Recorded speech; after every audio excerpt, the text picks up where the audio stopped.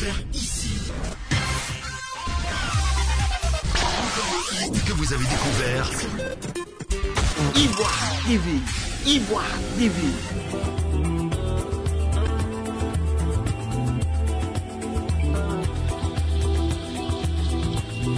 Nous avons souhaité vous rencontrer pour faire le point sur la situation qui a prévalu pendant, avant, pendant et après donc ces élections législatives dans le département de Dabo. Pour nous, le RHDP, qui est un grand parti politique, a mis en place une procédure pour le choix de ses candidats et donc des candidatures à la candidature du RHDP ont été ouvertes et nous avons eu 6 dossiers. Sur les 6 dossiers, il est ressorti 2 candidats qui ont été retenus par la direction nationale du parti. Il s'agit donc de monsieur le ministre Emmanuel Essis et de madame Assoua Honorine, qui ont donc été choisis pour porter les couleurs du RHDP à ces élections législatives-là. Et donc, depuis que le parti a désigné ses candidats, il s'est ouvert la période de la pré-campagne. Je crois qu'en tant que journaliste, vous êtes bien placé pour dire que le RHDP a fait une pré-campagne et une campagne responsable, sans dénigrer quelqu'un, sans injurier quelqu'un, au contraire en prônant la paix, la cohésion sociale, parce que sans ces 2 thèmes-là, on ne peut y avoir de développement. Donc, nous étions en concurrence avec 7 autres listes, donc le FPI, le PDCI et 3 candidats indépendants, 3 listes donc indépendantes, ainsi que le EDS.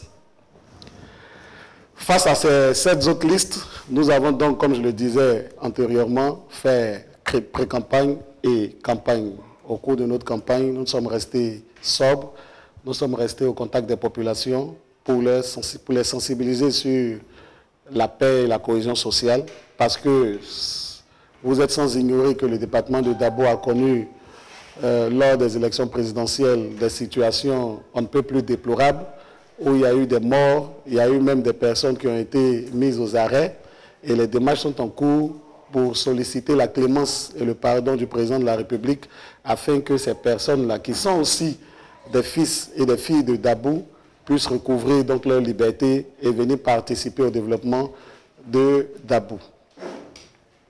Et puis on arrive donc au 6 mars 2021, qui est le jour du vote. Tous les états-majors se sont préparés et très bien préparés. Nous avons eu une bonne campagne et tous étaient donc prêts pour ce jour-là. Je voudrais me féliciter de ce que cette élection a été une élection démocratique, une élection ouverte, qui a eu une forte participation de tous ceux qui ont souhaité être candidats. De mémoire de jeunes politiques dans le département de Dabo, depuis 2011, je crois que c'est la seule élection où il y a eu autant de candidats. Nous avons eu 8 listes, et ces 8 listes-là, chaque liste avait des représentants dans les bureaux de vote.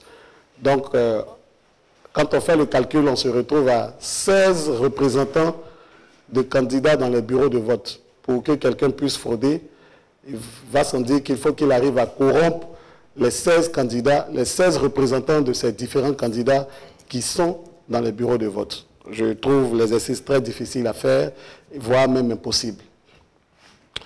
Donc, ça a été donc une élection suivie, surveillée par les candidats, par les observateurs, par la presse. Donc une élection très, très, très bien organisée. Et je profite pour saluer et remercier la commission électorale indépendante de la région des Grands Ponts et celle de la sous-préfecture de Toupa et la sous-préfecture de Lopou. Chaque état-major a donc fait ses calculs et tellement ces élections ont été suivies et bien organisées, c'est seulement à partir de minuit que la majorité des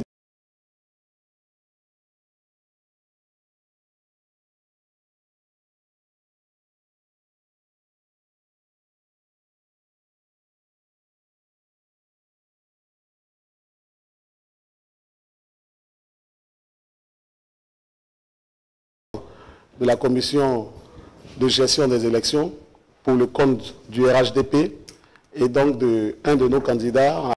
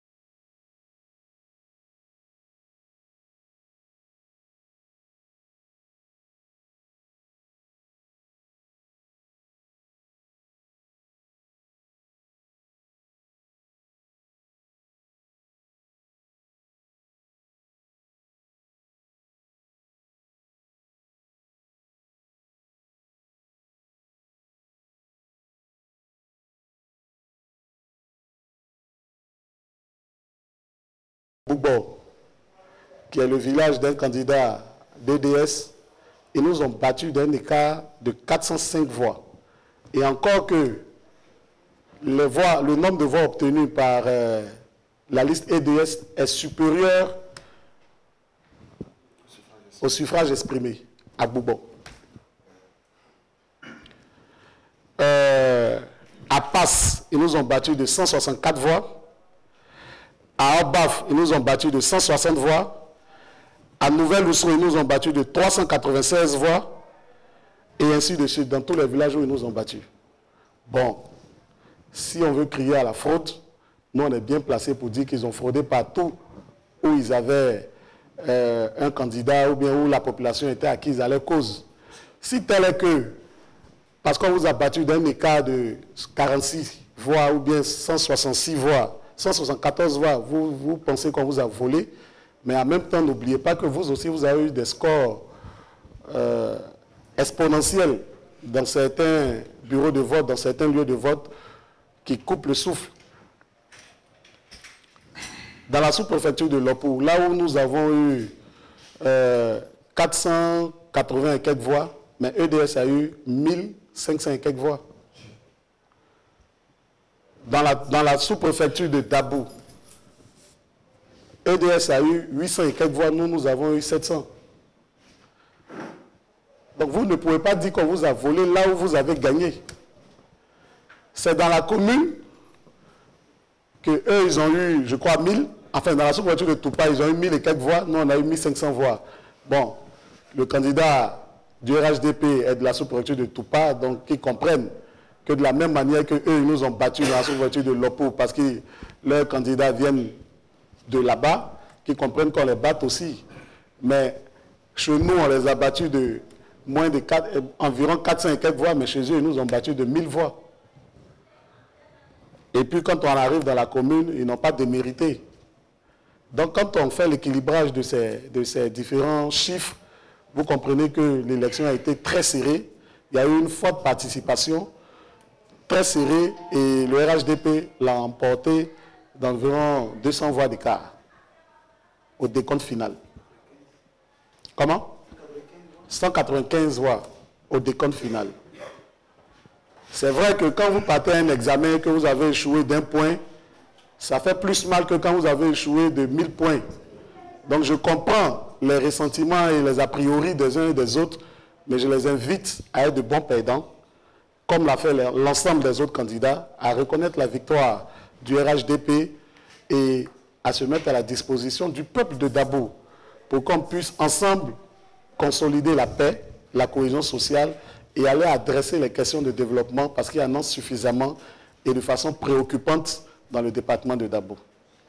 Donc, nous vous avons invité pour partager donc ces quelques informations-là avec vous et surtout appeler à l'apaisement, appeler à la cohésion, appeler à la tranquillité parce que Dabo n'en a pas besoin aujourd'hui.